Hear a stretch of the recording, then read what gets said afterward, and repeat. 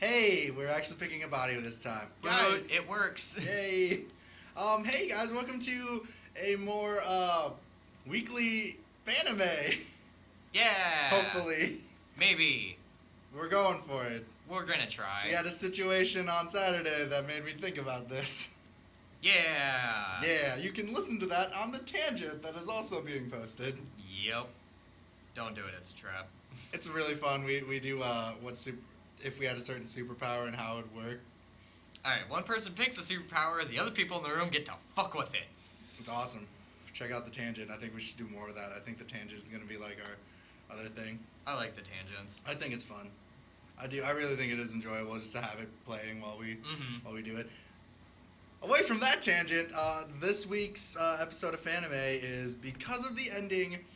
Like I said, we've had we've had timing and scheduling issues. We were doing episode recaps of My Hero Academia. Unfortunately, shit hit the fan, it fell fan through. hit the shit, Yeah, and then the building fell over. Yeah, there's fire and everything. So it's okay. We're not okay. Yeah. So instead, we're just gonna do a quick recap of season 2's part 1 because we just got a trailer. Yeah. That they're doing a part 2 of season 2, which was weird because when My Hero first came out last year, it was only a 13 episode run. And that was all of a season. Yeah. And so we implied that it was also going to be another 12 to 13 episode run. Yeah. And that it was going to end with the sports festival, but it's also going into the hero killer arc.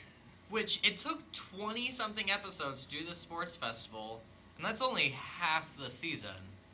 No, it took 13. It followed. Oh, okay, yeah, okay. So we're at another 13 episodes. Yeah. So hopefully that means it's another 13 episodes with the hero killer arc. Yeah, it could be. I mean, the hero killer arc could also be condensed down like 5 or 6. Yeah. Depends on how they go with it. That's understandable. But I feel they could also easily do a 13-episode arc, which I would love to see, because the hero killer stuff is fun. It's interesting, from what I've read. So, okay. So, the first part of Season 2 is the sports festival. And for the most part, we talked about what it consisted of, but we might as well just go into what the sports festival had. The sports festival had a obstacle course race. Yep. Where they went, the first obstacle was the tight room. Yep, the hallway. Then it went to giant robots. And then it went fucking chasm. Then to the chasm, and then to the minefield. Yep. And which Deku won, which earned him 1,000,000 points at the start of the cavalry battle. Douchebag. Yeah. That fucked him up. And then the cavalry battle showed the big character development was Ida being like, listen, I like you as my best friend, but I want to grow stronger too. And so instead of joining Deku like Ukachaka did, he joined Todoroki. Yeah, he did it for character development. He said he's a good friend, but he's also in it to prove himself. And Urachaka actually came back after the cavalry battle and said, I wish I did what Ida did to prove myself instead of trying to hide behind you. So the cavalry battle was very important because you find out that in the tournament, Shinso, he's a generic student that has the power of brainwashing. Yeah. He ended up making it because, he brainwashed everyone and no one noticed his power because no one knew what kind of power he had. Yeah, it's not an obvious power. Yeah. It's a very hidden. And this one also bring character development to Bakugo. Yeah. Because you find out he's not just a reckless asshole, he's like actually smart. He's actually fucking intelligent with his recklessness. And it also brought character development to Todoroki, who in the first part of the sports festival told Deku that because he's like All Might, he's going to beat him because he wants to beat his father, who is Endeavor. So when we go into this, it also brought for Todoroki the first time Todoroki almost uses Fire Side in battle, which like fucked him up a little bit. Yeah. Then we go into the tournament, and we talked about the first match, which was between Deku and Shinso. And how Deku won is that in the hypnotized state, he was had visions of everyone who held All for One, which helped him break out of the hypnosis. It fucking broke his finger. Yeah. Yeah, it did. But he got out of it. I mean, he made it out. He made it out. So that's where we're gonna go. We're gonna talk about. For most part, the season 2 recap is gonna be the sports festival tournament. Mm-hmm. So then we go into the thing about I wanted to talk about the whole the Deku versus Shinso conversation is because you think Shinso's an asshole, you know what I mean? But he's like doing it because everyone thought he was a bad. Like his power is like quote unquote a villain power. Yeah, everybody perceived him as he's going to be a major villain. He's like, gonna alright, be I guess I'm going to take on this role when all I want to do is be a hero. And he's like, I want to let you know why I'm doing this, because like I want to be a hero and I don't want to be a villain. And I'm like, oh, dude. Right, it actually makes you feel for him. And it almost makes you wish that Deku hadn't kicked his ass, because I think Shinso could be a major character, especially for somebody like Hero Killer who loves to talk to himself. Shinso very easily counters him. Oh yeah, and see that's the thing that made me sad about that. I'm like Shinso could have been a huge person. Yeah. And he kind of, from what I've read, he falls off after this. Yeah. And then we had Todoroki versus Sero, and I remember in our conversation through the pre-hand, I was like, I feel Sero will do something cool, and he didn't. No. Sero has tape arms, and he shot out tape. And was frozen solid. Yeah. In a matter of a minute. Yep. And then we go to Shizuoka, who is the green-haired girl with vines, and Kamina, who is the guy who goes stupid. Yeah, the high electricity dude. He lost like hardcore, like we were talking about. Plants are like they're natural conductors. Yeah.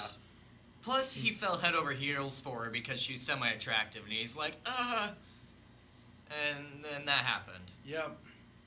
Then we went with Tenya Ida versus Mai Hatsumi, which was my favorite fight because it was basically Mai Hatsumi being the ShamWow guy with all of her babies. Yeah. And like basically making Ida look like an idiot.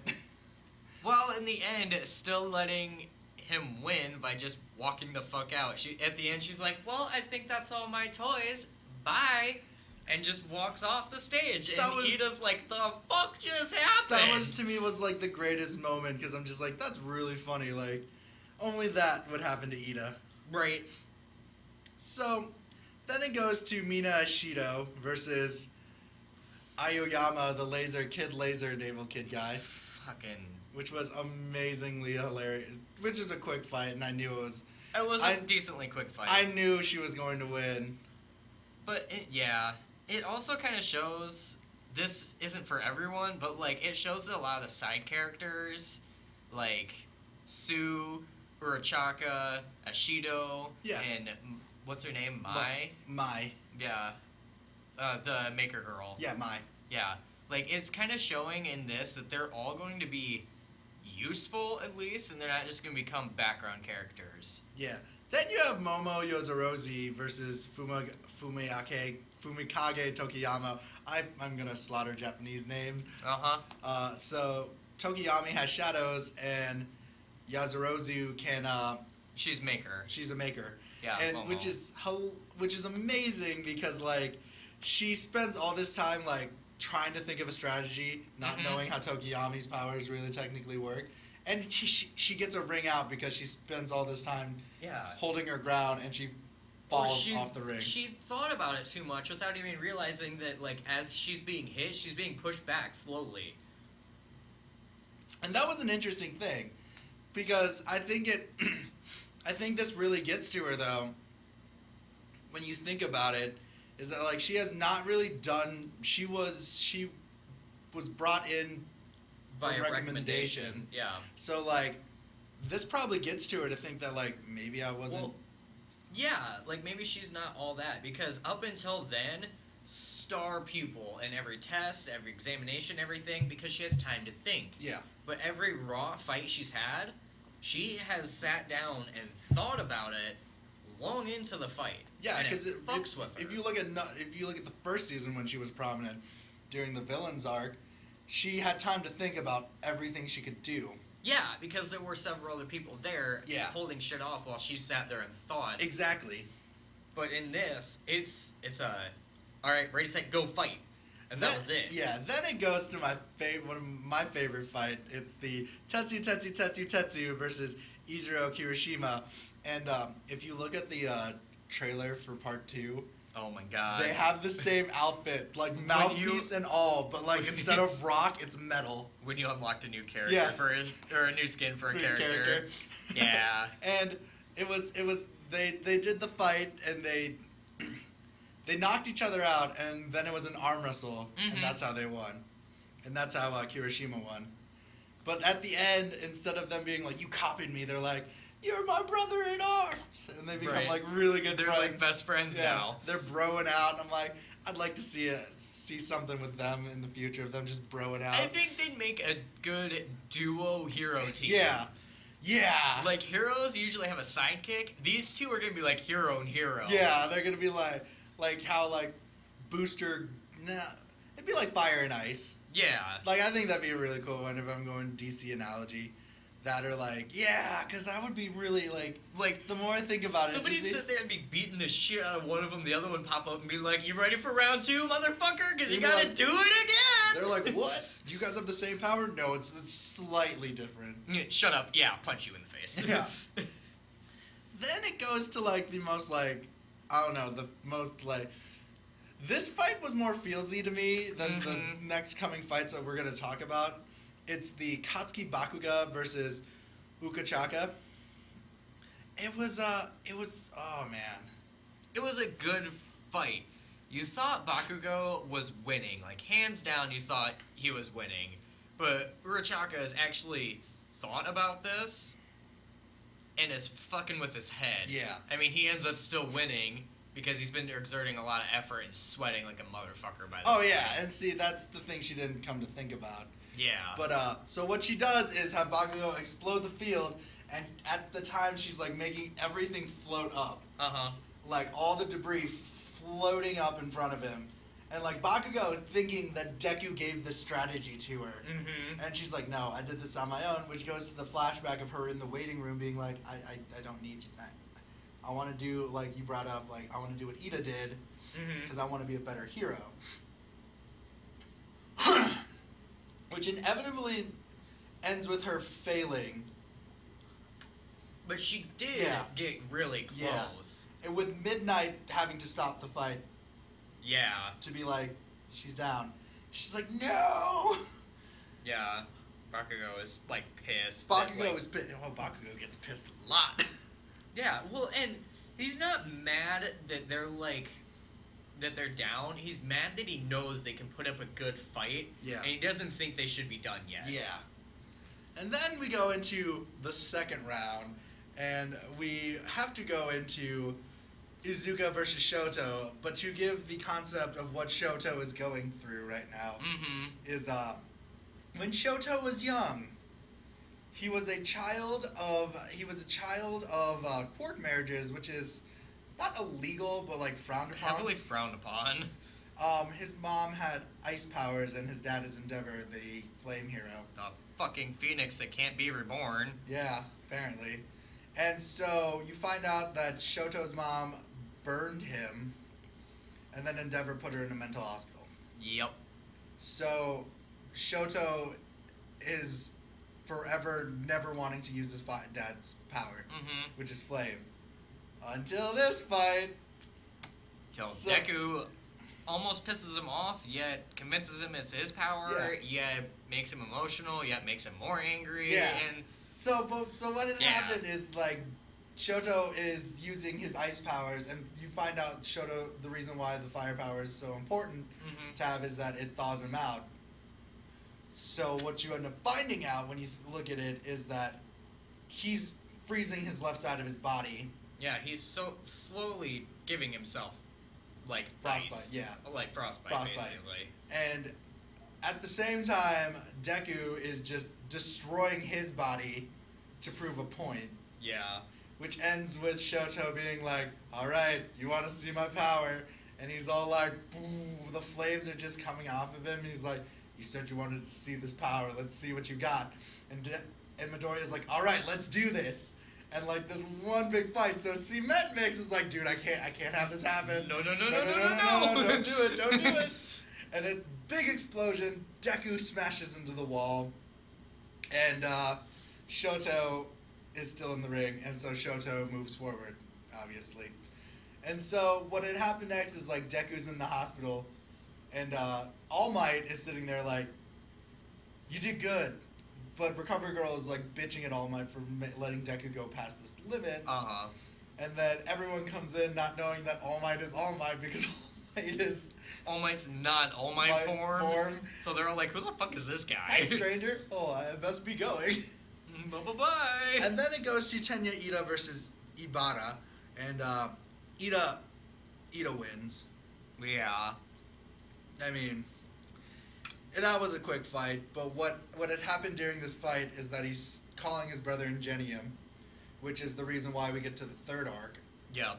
Ingenium is attacked by the Hero Killer and is hospitalized. Yeah, he done got fucked up pretty bad. So Tenya has to drop out of the final round.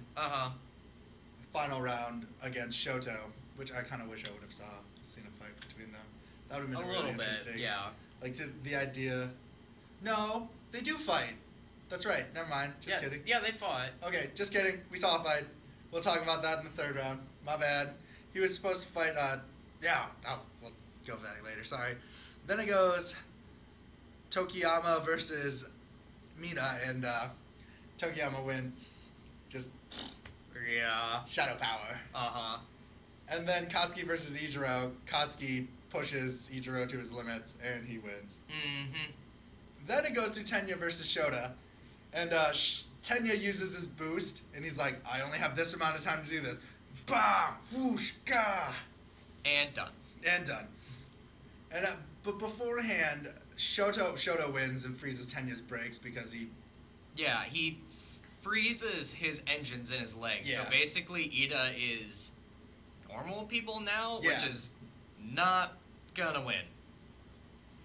But before that, we forgot that Shoto goes to his dad. He's like, "You will be my prodigy," and he's like, "No, this is my power." And he's like, "Fuck you, Dad." And you're like, "Yeah." And then it goes to Bakuga versus Fukuyama, and this is again showing Bakuga's power and ability to think. He finds out that Tokiyama's shadow can't handle light. He finds it out incredibly quickly too. Like, he noticed after like 4 explosions that every time he exploded, the shadow like withdrew a little bit. It took him a matter of minutes to win this fight. Yeah, and against a fucking shadow god coming out of some guy's belly button. Oh, very much so. And then Ida has to leave because he gets a phone call about Ingenium. Yeah. So Fukuyama and Ida don't get a duke it out for third place. So Fukuyama automatically gets third place. Yep. Then it goes to the final battle. And this is the battle that gave me chills. Jesus. So many chills. Christ. It was so intense to me. But beforehand, before we get into the fight, Shoto's sitting in the waiting room, and Bakugo, being Bakugo, kicks open the door, thinking it's his waiting room, and yelling at Shoto for being in his waiting room. Then he thinks about it, he's like, oh, wait, this is waiting room B. I'm supposed to be in waiting room A. Flips the table over still and tells him, give me a good fight. And Shoto's just sitting there awkward like, oh, okay. Okay. Why did you have to throw the table? Then it goes into, like I said, the fight that just brought chills. Because Shoto is still not relying. So everything that Deku kind of did felt like it was for nothing. Yeah, because Shoto still isn't using fire. But the reason why he didn't use his fire this time is because his dad was like, yes, son, use my power. And Shoto goes, oh, shit. No. Yeah. Which pisses Bakugo off. Makes Bakugo pissed. Super angry. And Bakugo's going all his hardest. He's like, if you're not going at your hardest, this isn't a real victory. Then it ends in this final explosion. Bakugo's still in the ring. Shoto is knocked out. Bakugo is trying to go towards Shoto in a brutal rage because he's so mad. He's like, you gave this to Deku, but you won't give this to me. Yeah, this is bullshit. You give him a good fight. I need a good fight. I'm supposed to prove how good of a hero I am. You won't do it for me, but you did it for him. And Midnight had to knock him out with her power. Which leads to one of my favorite scenes in season 2 is the award ceremony. Yeah! Bakugo is chained to a cement pillar. Hannibal Lecter style. Yeah! And he is going so raged that he's about to fucking tear it down. He's so mad. All Might comes in. There's not really much for Fukuyami because there's not really much you can do. He's like, good job. Yeah, he's like, then yeah. He goes to Todoroki and he's like, you are not your father. You are your own hero. Just remember that. Mm-hmm. And this is your power to control. It's all yours, not his. Yep. And then he goes to Bakugo. Is like, here's your medal. Bye. Bye. He disappears. Run away. Which then leads to Todoroki in one of my favorite scenes of season, like in the entire series. Yeah. It's Todoroki about to go to the hospital, and his sister's like, "Are you sure you want to do this? You haven't seen her for like a decade or so." He's like, "I have to do this." Yeah. And he goes in this internal monologue of why he has to do this. Like the only way to be the hero he wants to be is to do this, is to save his mom, or at least go like prove himself to his mom that he's being a hero and he's not his dad. But he wants to get his mom out of the hospital. That's like part of his path of a hero. And to me, that is like, yes.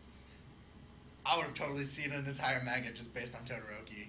Right, that would have been awesome. That would have been cool. And then it goes to another saddening moment for Ida, as Ida goes to the hospital to see Ingenium. Yeah. Who was alive. Who's alive, but he's paralyzed from the waist down. He has proclaimed that it can no longer be a hero. His time as Ingenium has passed. Which Ida is heartbroken about. Very much so heartbroken about. And I like the series because like it hits you with that. Like, you know, you're like 2 field trips in one like 10-minute span. Right. Then the ending is I think was really good to have. Is that Okachaka comes home and like her door's unlocked and all of a sudden her parents are coming out like trying to They're attack like her. Fucking demon monsters. For And her half eyes a popped second. out. And for a minute, Max and I thought her mom's power was like cloud manipulation. Because there's just this white thing going like, from squiggling out, and it's Ukachaka's eye. She's and putting her it mom's, back like, in, pushing her eyeball back into her head. and I'm like, what the fuck is this? Amazing. And then the second funny part is Bakugo brushing his teeth, angry, and all you can hear is his parents being like, "Be quiet." Rage, rage, anger, anger, rage, rage, explosion. And as then, he's brushing his teeth. And his parents are like, "Hey, shut the fuck up." Then it goes to the last episode, is where they pick their hero names. And I think this was a great episode in general. Because when you first see Eraserhead, you see that he doesn't have a long beard he doesn't have a beard anymore. He just has scruff. Yeah. And you see a scar on his eye. Yep. Where he got his ass kicked by Nobu. God damn, stupid bird. And Midnight comes along, he's like, "You all need to pick your names." And like for some people, their names are so easy. Like, right. Sue's name is Froppy. I'm like, yeah. Some people's names were really easy to come up with. This is also where Eraserhead is like, this might not be your permanent name, but at least take care now because it could very easily end up being your permanent name. And you then could it have goes a stupid name for the rest of your life. And it goes back to a flashback with him and like Sonic Mike. Yeah, Sonic Mike or whatever his name he's is. like, "I don't really care about my name." And he's like, "Alright, you should go as Eraserhead." And now this badass top class hero has the name Eraserhead. And I'm like, dude's the end of a pencil. Yeah. I think my favorite ones though, I like Tashida's because she's like, "Alien Queen." No. What? Okachavity. Rockavity. Oh, that's an adorable name. Yeah. Like some people, like the chick who's invisible, she's like Invisible Girl, and we're all like, whoa. And Sue's name, they make fun of me, but I love Sue. Sue is like my favorite character. Froppy. Yeah, and then my favorite. She's floppy. Yeah. And then like the tentacle hero, Tentacle. And she's like, "I like to play on words." And then it's literally 2 letters off from Tentacool from Pokemon. Like, the fuck. Yeah. And then you have Shoto just goes, "I'm gonna go with Shoto." Yep. And she's like, "Are you sure?" Yeah. Yeah. Yeah. And then Bakugo's is like my all-time favorite. King Murder Murder Explosion. Explosion. King Murder Explosion. No, What? no, you can't be like that. King Explosion Murder. Still no. Lord Explosion Death. No. Oh, come on. Come And on. then the ones that really do have a lot of meaning is Ida. Crimson Streak for Urajora, the rock guy. Yeah. Because his number one hero he fantasizes about Is Crimson. Strike. Yeah. Yeah. And then Ida, who is you find out will take the mantle of Ingenium. Yeah. Because he starts to write Ingenium down, but he doesn't tell anyone. Which I think, I'm okay with that. it's a reasonable thing to be And like. it's a family lineage. Yeah. It's not like some other person's gonna be like, I'm the new Ingenium. Ida's gonna be like, the fuck are you doing?